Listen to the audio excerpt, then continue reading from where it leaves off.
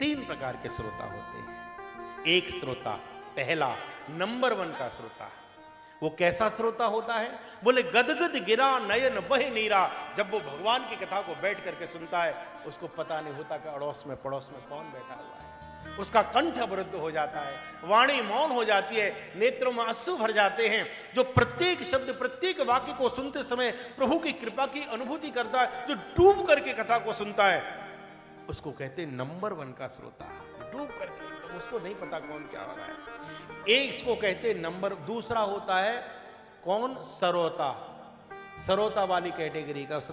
वो जानते हो सरोता जो होता है, उससे क्या करते हैं? हाँ, वो काटने का काम करता है, वो कुतर्की होता है, तार्किक होता है, वो एक ही काम करेगा। बट कथा तो ठीक है, स्थान थोड़ा वहां होता तो और अच्छा आ जाता। कथा तो अच्छी है, थोड़े सोफे और होते इधर तो अच्छा लगता। कथा तो बहुत अच्छी हो रही है, लेकिन महाराज जी ये ना हो कि वो होते तो और आनंद आ जाता। कथा ठीक है, पर गैदरिंग थोड़ी सी, वो केवल सरदर्द करता रहेगा, सरदर्द लेता रहेगा। और ऐसा व्यक्ति न खुद कथा सुनता है, न दूसरे को सुनने देता है। और उसके अड़ोस पड़ोस में गलती से भी अगर कोई बैठ जाए तो समझ लो कि उसकी तो कथा सुनने की रुचि नहीं, दूसरा जो सुन रहा है समझ लें 3 घंटे की कथा उसकी भी खराब हो जाए। एक जगह कथा हो रही थी, हम कथा कर रहे थे।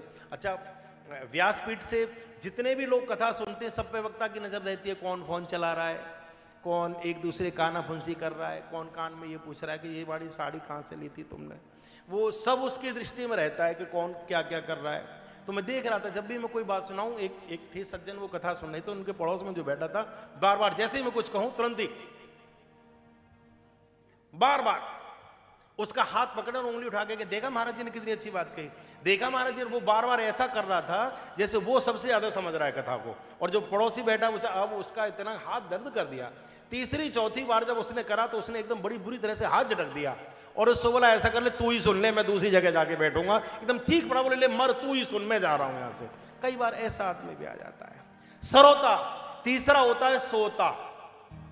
आते ही नींद जुड़ाई हुई, कथा में आए और चकाचक बढ़िया सो गए। जैसे ही कथा में पहुंचे और जवाई ली और कमर टेकी और सो गई। कथा में नींद बहुत आती है, जाते ही नींद जुड़ाई हुई। मैं सुनना था, एक साधु कथा सुना रहे थे तो वो बड़ी अच्छी बात कह रहे थे। मैंने पूछा एक साधु से, बाबा ये कथा में इतनी नींद क्यों आती है? तो बोले, बेटा मैं, हाँ।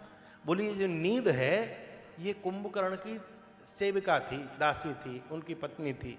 बोले, अच्छा, उनके कुंभकर्ण की विशेष कृपा पात्र थी? बोले, हाँ। मैं फिर? बोले, जब कुंभकर्ण को भगवान ने मार दिया तो ये तलवार लेकर के आगे फिर मैं लड़ूंगी, मैं बदला लूंगी। तो भगवान बोले, हम तो स्त्रियों से युद्ध नहीं करेंगे, तू कैसे आ गई, जा किसी को भेज। तो बोली, मैं ही लड़ूंगी। तो भगवान ने कहा, नहीं नहीं जाओ, तुझसे नहीं लड़ते। तो इसने कहा, बदला लूंगी। तो बोले, क्या बदला ले लेगी? बोले, अभी बदला नहीं ले पा रही, अभी नहीं लड़ रहे, लेकिन याद रखना कलयुग में जहां जहां भी तुम्हारी कथा होगी, मैं तुम्हारी कथा नहीं होने दूंगी, तुम्हारे श्रोताओं को जाकर के सुला दिया करूंगी, तुम्हारी कथा से वंचित कर दूंगी, मैं कथा सुनने नहीं दूंगी। वही हनुमान जी खड़े थे, बोले, बड़ी आई कथा में सुनाने वाली। तो बोले, क्यों? बोले, जहां जहां कथा होगी वहां हम भी रहेंगे। यत्र यत्र रघुनाथ कीर्तनम तत्र तत्र कित्रमस्तकांजलिम, हम भी वहां पर रहेंगे। बोले, फिर तुम क्या कर लोगे? बोले, तू क्या करेगी? नींद बोली, मैं सुला दूंगी सबको। हनुमान जी बोले, सुन, जैसे ही तू सुलाया करेगी, जैसे ही आलस्य लाया करेगी, मैं वक्ता के अंदर प्रविष्ट होकर एक काम कराया करूंगा। बोले, क्या? बोले, जोर से जयकारा लगवाया करूंगा, श्री वृंदावन बिहारी लाल की। और जैसे ही जयकार लगेगी तो कोसों दूर भाग जाएगी। तो 3 प्रकार के श्रोता, सोता है, सरोता और श्रोता, ये 3 प्रकार के।